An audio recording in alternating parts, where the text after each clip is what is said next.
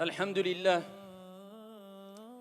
qui n'a jamais été provoqué, qui n'a jamais été jalousé, qui n'a jamais ressenti cette injustice, la méchanceté des gens, qui n'a jamais vécu cela parmi nous. Ça nous est toutes et tous au moins arrivé une fois dans notre vie, et bien sûr plus qu'une fois. Malheureusement aujourd'hui, la méchanceté, l'injustice, la jalousie, la calomnie, le mensonge s'est répandu à une allure folle jusqu'à ce que des personnes ne savent plus comment réagir. On me fait du mal, que dois-je faire? Répondre au mal par le mal? Me taire et supporter? Mais quelquefois ça ne fait qu'empirer le mal. Ou bien invoquer Allah subhanahu wa ta'ala, notre Seigneur, contre celui qui m'a fait du mal, ou en sa faveur. Que faire quand on veut me faire du mal? Que faire face à la méchanceté des gens? Eh bien, à ce moment-là, il est important pour le croyant, pour le musulman, de revenir vers notre référence, Ar-Rahmatul Muhda, celui qui a su comment réagir de la manière qu'il faut, au moment qu'il faut.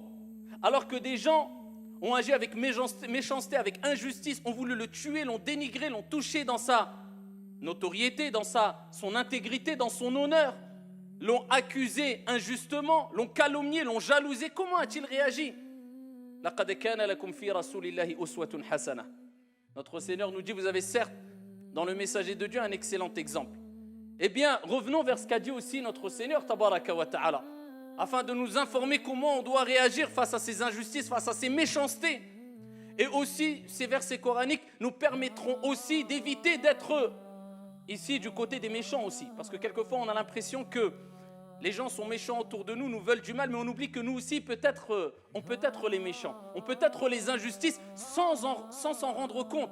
Et c'est ce qui est le plus grave.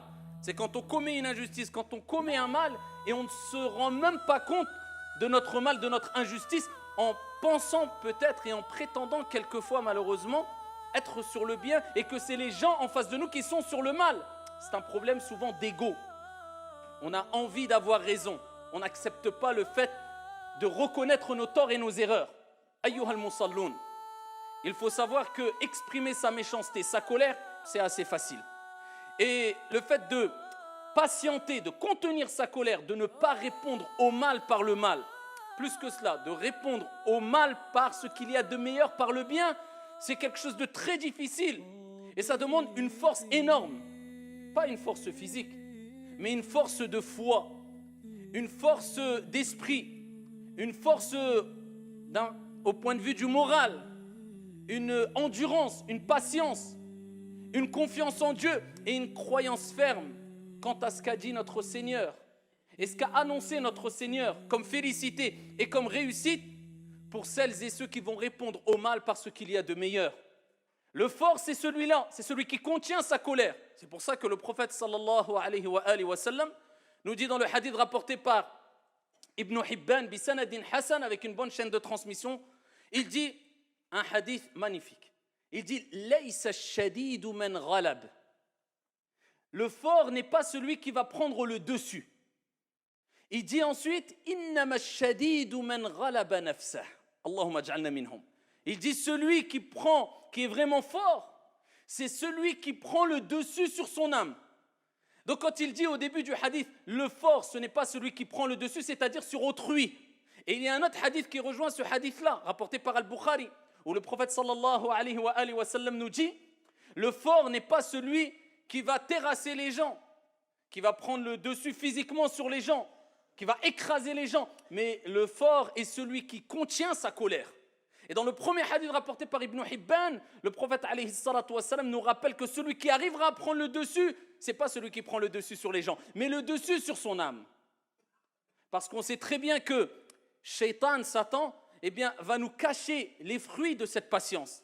Parce que cette patience-là, cette endurance, apporte des fruits sucrés, apporte des résultats mielleux, ici-bas et dans le delà. Donc Shaitan va te les couvrir, afin que tu ne t'en rendes pas compte, que tu ne prennes pas conscience de ces résultats positifs. Donc toi, quand on va te faire du mal, eh bien, Shaitan va te faire oublier la récompense de celui qui patiente. Parce que l'être humain a envie de voir la récompense tout de suite. Donc c'est quelque chose de caché. Donc il va te pousser à te venger pour avoir un résultat rapide. Et le fait de patienter afin d'avoir le résultat plus tard, ici-bas et dans l'au-delà, ça demande de la force et de l'endurance. Ce n'est pas donné à tout le monde.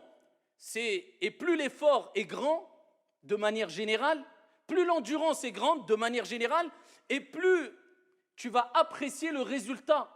Et cela va t'apporter un repos. Comme, à titre d'exemple, celui qui voyage 2 heures, quand il arrivera à destination chez lui, il ne va pas goûter au repos et sentir et apprécier le repos. Al-istiraha, ce moment de repos, comme celui qui a voyagé en durée pendant 4 jours. Plus tu as fourni des efforts et patienté, et plus le repos, tu l'apprécieras. Eh bien, ce repos que tu gagneras après avoir patienté quand on veut te faire du mal, en répondant au mal parce qu'il y a de meilleur, sera un repos de l'âme. Pourquoi ? Parce que tu auras réussi à prendre le dessus sur ton âme. Et plus tu prends le dessus sur ton âme, parce que l'âme est souvent instigatrice au mal, et cette âme-là vit avec toi de jour comme de nuit, plus tu ici réussiras à éduquer ton âme et prendre le dessus sur ton âme, comme le prophète alayhi salatu wassalam a dit et a appelé celui qui le fait le fort, et plus ton âme goûtera à sakina, la sérénité, le repos. Et regardez la personne qui ne répond pas au mal par le mal. On l'insulte, il patiente et il endure et il n'a pas répondu au mal par le mal. Quand la situation finit, wallah, il se sent fort. Et il se sent, alhamdulillah, quelque part fier de lui. Contrairement à celui qui s'est défoulé, ensuite, qu'est-ce qu'il fait ? Il regrette. Al-ajalatu minash shaitan. Car la précipitation, et surtout quand on se précipite afin d'avoir un résultat, ça vient de shaitan en général.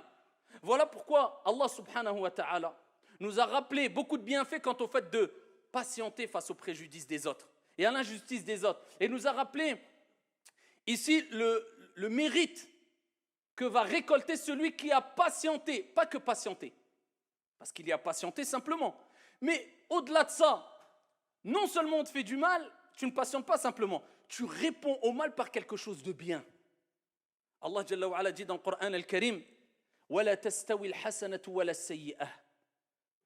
Il nous rappelle, ne réponds pas au mal par le mal. Réponds au mal parce qu'il y a de meilleur. وَلَا تَسْتَوِي الْحَسَنَةُ وَلَا السَّيِّئَةُ. إِدْفَعْ بِالَّتِي هِيَ أَحْسَنُ.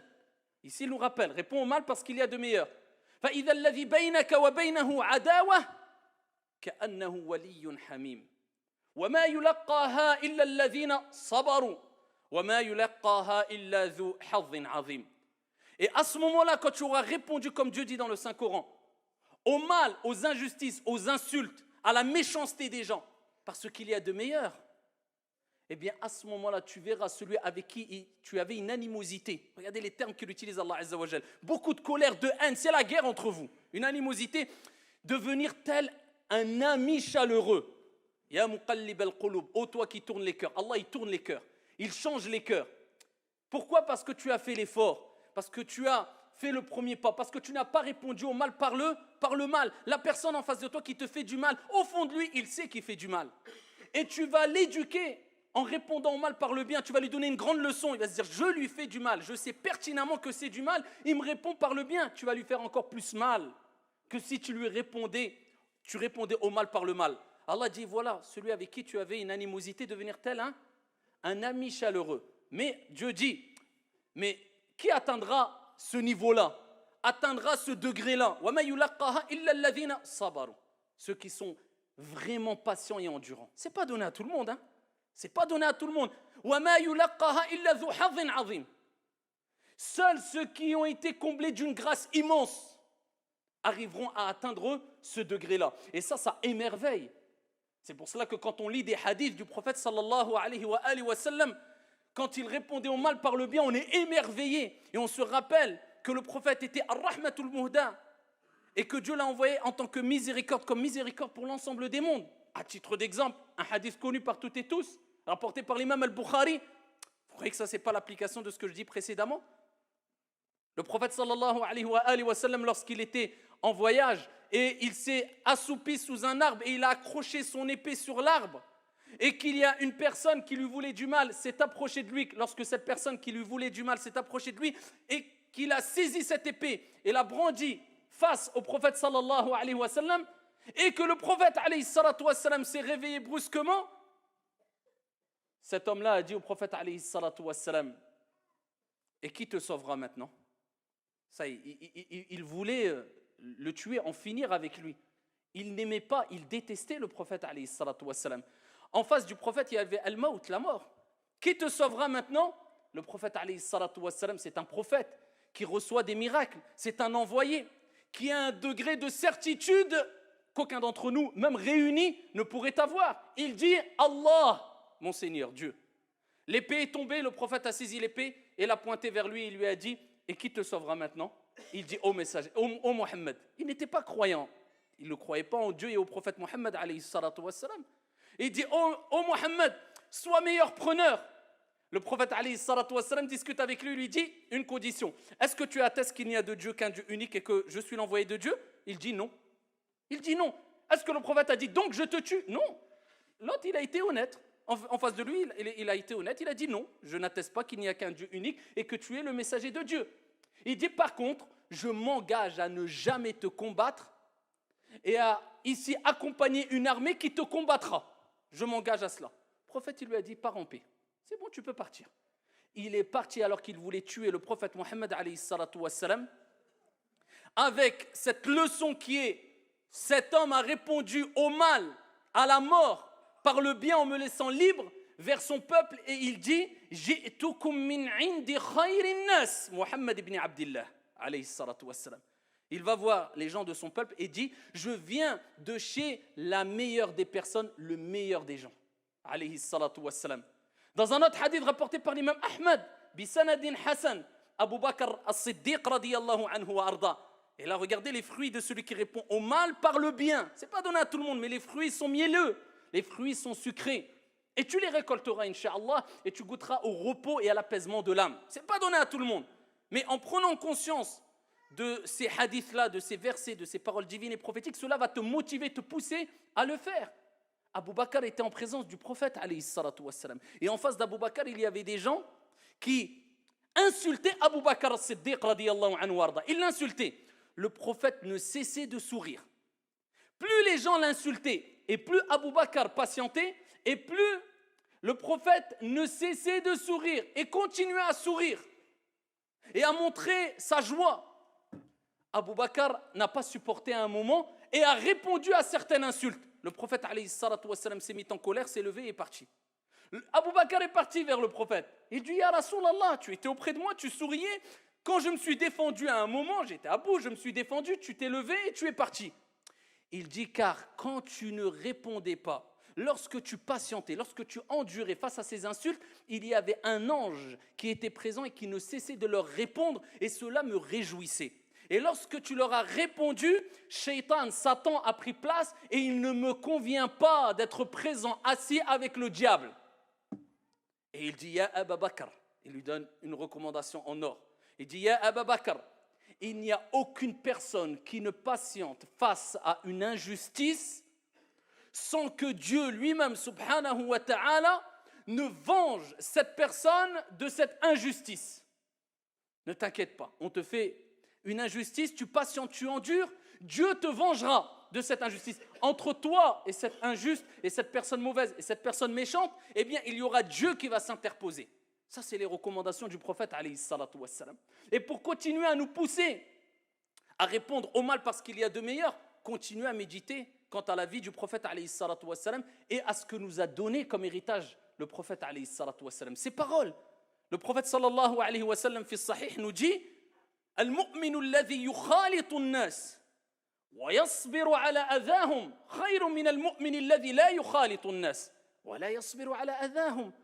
Le prophète le dit clairement, le croyant qui se mélange aux gens, regardez encore le côté sociable, la sociabilité avec laquelle doit vivre le croyant qui se mélange aux gens, an-nas, est patiente quant à leurs préjudices, est patiente. Parce qu'il y a des gens quelquefois qui disent, moi je préfère m'isoler, je ne vois personne, les gens sont méchants, comme si lui était parfait. Al-kamalu lillah, peut-être c'est toi qui es mauvais, peut-être c'est toi qui manques de sociabilité, peut-être que... Et de toute manière, tu ne feras pas partie des meilleures personnes. Soit quelquefois, il est meilleur de s'isoler. Et le prophète le faisait quelquefois. Mais ce n'est pas de s'isoler à tel point où on se coupe complètement de toute société et on s'éloigne de toute personne prétendant qu'eux sont mauvais, nous on est bons.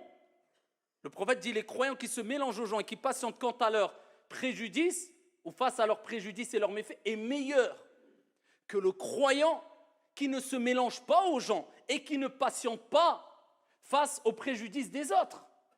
Et Allah tabaraka wa ta'ala, notre Seigneur, il nous rappelle que ceux qui patientent, ceux qui endurent, quand ils sont particulièrement en colère et qui refoulent leur colère, eh bien, ont atteint le degré le plus haut en islam.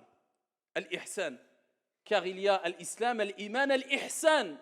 La bienfaisance, tu t'approches de la perfection, c'est le degré le plus haut. Eh bien, Allah Jalla wa Ala dit dans le Coran, وَالْكَاظِمِينَ الْغَيْظِ وَالْعَافِينَ عَنِ النَّاسِ وَاللَّهُ يُحِبُّ الْمُحْسِنِينَ اللهم اجعلنا منهم. Il dit, et ceux qui refoulent leur colère, leur rage, tu es en colère, il contient sa colère, il la refoule. وَالْكَاظِمِينَ الْغَيْظِ وَالْعَافِينَ عَنِ النَّاسِ. Et ceux qui pardonnent aux gens, sont connus pour être pardonneurs et pardonnent aux gens. Wallahu yuhibbul muhsinin. Et Allah aime bien al-muhsinin, ceux qui ont atteint ce degré le plus haut en islam, ceux qui ont écrasé leur âme instigatrice au mal, qui ont pris le dessus, comme le prophète a dit, le fort est celui man ghalaba nafsa, qui a pris le dessus sur son âme, qui pardonne aux gens. Dieu aime les bienfaisants. Il les a appelés les bienfaisants, ceux qui pardonnent à autrui. Et parmi les choses à retenir aussi pour éviter de répondre au mal par le bien, pour éviter de répondre au mal par le mal, pardon, eh bien, il est important d'éviter de rentrer dans des sujets, dans des domaines, dans des polémiques qui te pousseront à être en colère et peut-être tu vas ne pas réussir à contenir ta colère et rater l'épreuve. C'est pour cela qu'une recommandation que nous a donnée le prophète alayhi salatu wassalam, qui doit être prise en considération de jour comme de nuit par toutes et tous, c'est le hadith rapporté par Abu Daoud, bisanadin sahih, où le prophète sallallahu alayhi wa sallam nous dit, et c'est comme si il nous rappelait, mieux vaut prévenir que guérir. Parce que quand on est dans le feu de l'action, c'est autre chose. Mais avant d'arriver là, tu peux éviter cela. Les conflits, les querelles, les disputes, il dit celui qui délaisse la polémique. Celui qui délaisse la polémique, toute forme de polémique stérile. Quelqu'un te dit c'est blanc, toi tu as le droit d'argumenter en disant non, c'est noir parce que. Il continue, non c'est blanc, arrête-toi, khlas.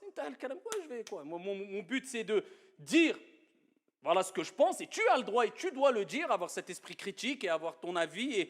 Mais quand lui il persiste, pourquoi tu continues 6 heures alors que l'histoire peut s'arrêter en 4 secondes, 5 secondes? Il t'a dit ça, il a argumenté. Tu as dit, tu as argumenté. Toi, ce qui t'importe, ce n'est pas d'avoir raison, c'est de chercher qui a raison. Ça, c'est deux choses complètement différentes. Mais pour chercher à savoir qui a raison et ne pas vouloir avoir raison, il faut avoir atteint un degré où tu as quand même pris le dessus sur ton âme. Parce qu'on est face à notre ego et ce qui nous pousse souvent à vouloir avoir raison, malheureusement. Même quand on sait au fond de nous qu'on a tort. Donc ici, le prophète dit celui qui délaisse la polémique, même s'il a raison, pour nous motiver, nous récompenser à travers notre effort, même si tu as raison. Il dit, je lui promets, je lui garantis une maison à la périphérie du paradis. Même si tu as raison, hein, tu délaisses pour satisfaire ton Seigneur tabaraka wa ta'ala. Et il dit, dans le même hadith, continuons le hadith, il dit, et celui qui délaisse le mensonge, même pour rire, je lui promets une demeure au milieu du paradis. Et celui qui améliore son comportement, regardez, c'est encore plus important que ce que j'ai cité précédemment, celui qui améliore son comportement, il fait une autocritique, j'ai ça comme défaut, j'ai ceci, cela, j'améliore mon comportement, je lui promets, garantis une maison au plus haut du paradis. Al-Firdaus, le degré le plus haut du paradis. Voilà pourquoi il est important de retenir, ayyuhal akhyar, qu'il est bon de pardonner à autrui. Il est bon d'agir avec pardon. Il est bon de répondre au mal par le bien. Et pardonner, ça ne veut pas dire pardonner à tout le monde. Toi, tu pardonnes et c'est ton comportement de base, mais tu pardonnes sous condition. Exemple, imaginez-vous un État qui dit « Nous pardonnons à tout voleur, nous pardonnons à tout vendeur de drogue, nous pardonnons à toute personne qui fait des choses graves. » Eh bien, les gens, qu'est-ce qu'ils vont continuer à faire? On n'a pas de problème, on nous pardonne, on continue. Tu penses avoir fait le bien, mais toi, tu as cautionné le mal. Tu pardonnes si et seulement si tu sais que la personne a reconnu son erreur. Ou le fait de pardonner à la personne ne va pas permettre à la personne ou motiver la personne à continuer son mal. À ce moment-là, pardonne. Si tu sais que ça ne va pas provoquer des conséquences néfastes, pardonne. Et ça, c'est le comportement que doit avoir le croyant. Alors, on peut citer des degrés. Rapidement, il y a 4 degrés que les savants ont exposés. Le premier degré, c'est répondre au mal par le mal. Ça met l'autre côté. Le deuxième degré, c'est quand on te fait du mal, tu ne réponds pas au mal par le mal, mais tu demandes réparation. Alors là, on t'a volé, tu dis je veux récupérer ce que j'ai volé. On t'a porté préjudice, tu vas te plaindre pour réclamer justice en face de la justice, etc. C'est le deuxième degré, c'est ton droit. Troisième degré, tu pardonnes et tu ne demandes même pas réparation.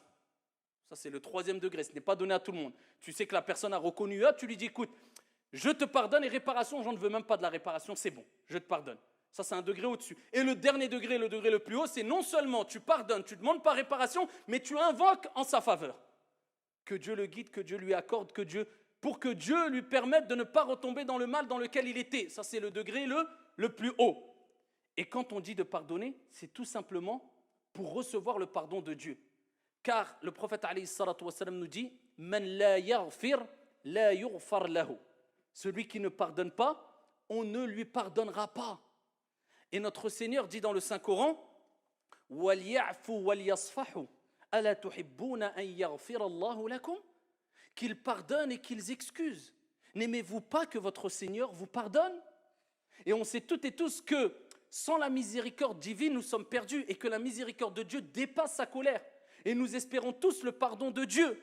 Et c'est pour cela que nous revenons vers Dieu et nous nous repentons vers notre Seigneur Tabaraka wa Ta'ala. Donc comme tu aimerais que Dieu te pardonne, pardonne aux gens. Si tu veux que Dieu t'excuse, excuse aux gens, agis de la même manière que tu aimerais qu'on agisse envers toi. Et pour terminer, une évidence qu'il est important de rappeler, bien que c'est connu par toutes et tous de manière générale, mais c'est une évidence qu'il est important de rappeler quand on parle de pardon, de repentir, de la miséricorde de Dieu qui dépasse la colère de Dieu. Dieu ne pardonne pas tous les péchés. Dieu pardonne tous les péchés si on remplit les conditions pour que Dieu nous pardonne tous les péchés. Et si on provoque ce pardon et cette miséricorde divine, si on réunit tous les textes, Dieu ne nous a pas dit « faites ce que vous voulez, je vous pardonne ». Mais il nous invite au repentir et à demander pardon à Dieu. Et quand on lit les textes qui nous disent « si tu fais ta prière et d'une prière à une prière, tes péchés seront pardonnés », d'un vendredi à un vendredi, les péchés sont pardonnés, d'un ramadan à un ramadan, les péchés sont pardonnés, si tu fais telle évocation, tes péchés sont pardonnés, ça c'est les petits péchés. Ces petits péchés ne demandent pas un repentir, mais demandent la demande de pardon. Et revenir vers Dieu avec des actions, des œuvres salutaires. Et les petits péchés, on en fait toutes et tous, des dizaines, centaines, milliers. Tout être humain, nous sommes faibles. Une mauvaise parole qui glisse, etc. Mais quand on parle des grands péchés, à l'unanimité des savants, les grands péchés connus, comme le vol, comme la jalousie, comme le meurtre, comme l'adultère, relation hors mariage, comme, tout cela demande un repentir. Et le repentir a des conditions, sinon ça serait trop facile. La personne dirait je fais ce que je veux, je fais des grands péchés, je vends de la drogue, je vole, je tue. Pas grave, je fais ma prière, Dieu me pardonnera. Et ça n'a rien à voir avec la bonne compréhension de l'islam, bien sûr, et cela est connu par toutes et tous.